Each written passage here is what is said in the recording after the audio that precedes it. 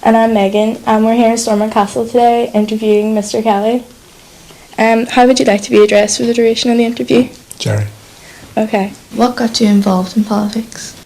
I suppose when I was a teenager, the circumstances in the north of Ireland were such that we had I suppose the civil rights movement was going on at that time. There was an issue of discrimination, very substantial endemic discrimination, and there was a civil rights movement at that stage. So I suppose that drew me into my own political views.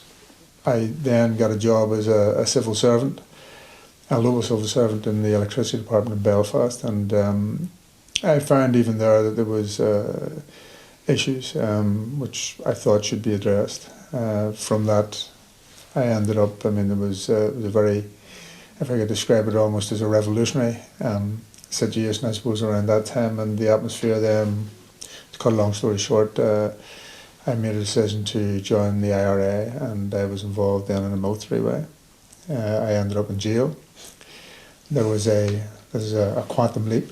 There was a peace process when I was released from jail in the late 80s. There was a peace process going on. I joined Sinn Féin, and I was very rapidly, because of my change in views and debates inside jail and outside jail, I then became involved in the peace process, which was probably in its infancy at that stage. I became one of the, I suppose, leaders, or certainly at the leadership of Sinn Féin, and then became part of the negotiating team.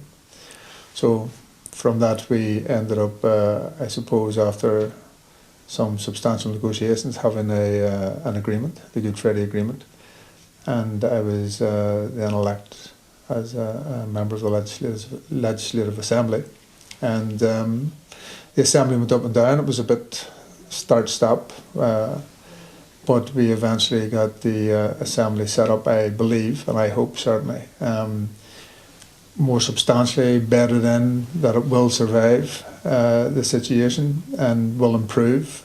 So we're in a, if you like, a conflict transformation situation, or we're going through a peace process. We have now entered a political process, and I was appointed as a junior minister in the office of the First and Deputy First Minister last year. Explain how the junior minister fits into OFMDFM. Well, I suppose the OFMDFM at what you might call a local or regional level is a bit like a prime ministerial office.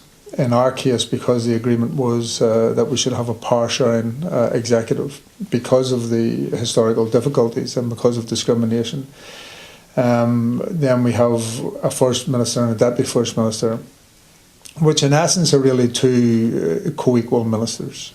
So Martin McGuinness, who is the Deputy First Minister, Peter Robinson, who is the First Minister, make joint decisions. So you don't send out a letter, or you don't make a policy statement or create a budget or whatever unless there's agreement, which essentially means between the parties and the executive, and the two main parties would be Sinn Féin, which I am a member of, it's the Republican Party, and the DUP, or Democratic Unionist Party, which most people will probably remember as Ian Paisley's party, most recognisable, but Peter Robinson is now the leader of that party. As junior ministers, myself and Jeffrey Donaldson, the other junior minister, I'm Sinn Féin obviously, and he's in the DUP also. We also act jointly. So, for instance, if we get an invitation, something like this, then automatically an invitation to me or an invitation to Jeffrey would become a double invitation. So we do things together, we do policy together. Now, we are there to shadow the First and Deputy First Minister throughout all the policies in this, if you like, prime ministerial office. The office of the First and Deputy First Minister is a cross-departmental office. It basically runs the executive, and we, I suppose, shadow and assist the First and Deputy First Minister in all of that. We also have specific responsibilities which involve, in the first instance, children and young people.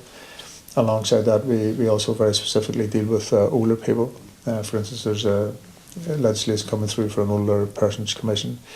And then we deal with the, if you like, the relationship between the executive, which is the governing cabinet, and the Assembly itself, which is the sitting Assembly in Stormont Parliament Buildings, which is quite close to here.